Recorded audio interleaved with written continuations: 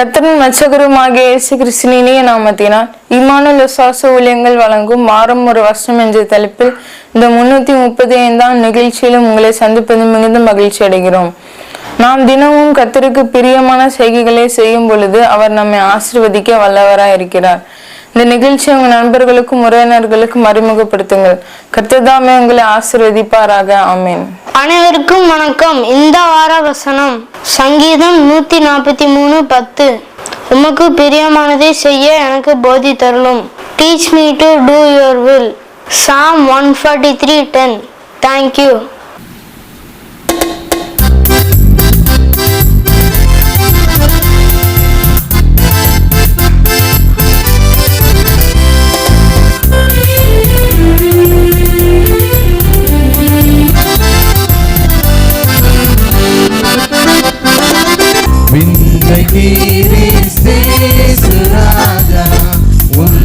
சிலுவையின் மேன்மை, உந்தன் சிலுவையின் மேன்மை, சுந்தரம் மிகும் இந்த பூவில், சுந்தரம் மிகும் இந்த பூவில், எந்த மேன்மைகள் எனக்கு இருப்பினும், எந்த மேன்மைகள் எனக்கு இருப்பினும், விந்தை கீழே சுராஜா உந்தன் சிலுவையின் மேன்மை, உந்தன் சிலுவையின் மேன்மை.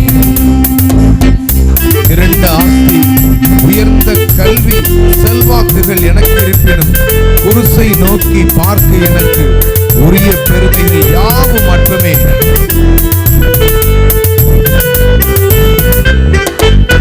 இரண்டாசி, உயர்ந்த கல்வி, செல்வாக்குகள் எனக்கு இருப்பினும், இரண்டாசி, உயர்ந்த கல்வி, செல்வாக்குகள் எனக்கு இருப்பினும், குருசை நோக்கி பார்க்க எனக்கு, குருசை நோக்கி பார்க்க எனக்கு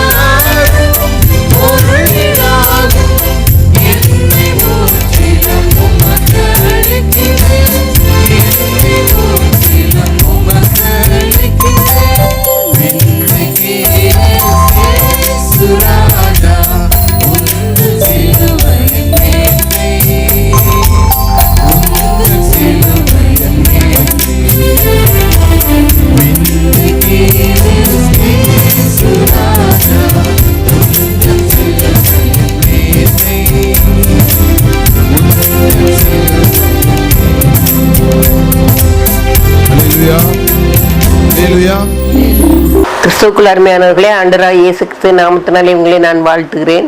இம்மானுவேல் விசுவாச ஊழியங்கள் சார்பிலே ஆண்டோடைய வசனங்களை நாம் தியானித்து வருகிறோம். இந்த வாரத்திலும் கூட இந்த 335வது வாரத்தில் சங்கீதம் 143:10 நாம் தியானிக்க இருக்கிறோம். சங்கீதம் 143:10. உமக்கு பிரியமானதை செய்ய எனக்கு போதித்தரலும். உமக்கு பிரியமானதை செய்ய எனக்கு போதித்தரலும். ஆண்டவருக்கு பிரியமானதை செய்யறதுக்கு ஆண்டவரே நீர் எனக்கு போதித்தரலும்னு சொல்லி தாவீது ராஜா அந்த சங்கீதத்தில் கேட்குறாரு. ஒவ்வொருத்தருக்கும் இந்த உலகத்தில் அநேக ஆசைகள் உண்டு, பிரியங்கள் உண்டு. தாமஸ் ஆல்வா எடிசன் ஒரு பெரிய விஞ்ஞானி, நமக்கு தெரியும். நாம இன்னைக்கு உபயோகிக்கிற அநேக மின்சாதன பொருட்கள்லாம் அவர் கண்டுபிடிச்சதுதான். ஒரு தடவை அவருடைய மனைவியை அவர்கிட்ட கேட்டாராம், உலகத்திலே உங்களுக்கு பிடித்தமான இடம் எது அப்படின்னு சொல்லி கேட்டாராம். உடனே அவர் ஒரு 2-3 நாள் பதிலே சொல்லலையாம். இந்த மாதிரி திரும்ப திரும்ப தொல்லை பண்ணிக்கிட்டே இருந்திருக்காங்க. சொல்லுங்களேன், அந்த இடத்துக்கு நம்ம போயிட்டு வந்துடலாமே, உங்களுக்கு உலகத்திலே பிடித்தமான இடம் எது அப்படின்னு சொல்லி. உடனே இவர் சரி வான்னு சொல்லி அந்த அம்மாவை கையில் பிடிச்சிக்கிட்டே போனாராம். கொஞ்சம் தூரம் போயிட்டு எங்கெல்லாமோ சுற்றிட்டு கடைசியில் இவருடைய விஞ்ஞான கூடத்துக்கு, இவருடைய ஆராய்ச்சி கூடத்துக்கே கொண்டு அந்த அம்மாவை விட்டுட்டாங்க.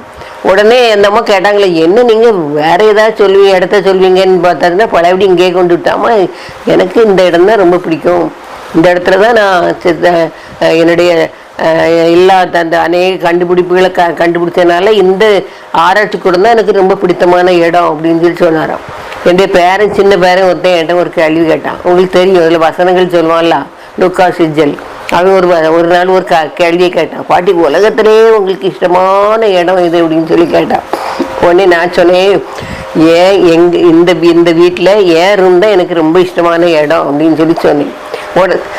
உடனே அவன், என்ன பாட்டி நீங்கள் உலகத்தில் அமெரிக்கா, லண்டன் அது இதுன்னு சொல்றீங்கன்னு பார்த்தோன்னா உங்கள் வீடு தான் உங்கள் ரூம் தான் உங்களுக்கு பிடிக்கும்னு சொல்கிறீங்களே அப்படின்னு சொல்லி கேட்டான்.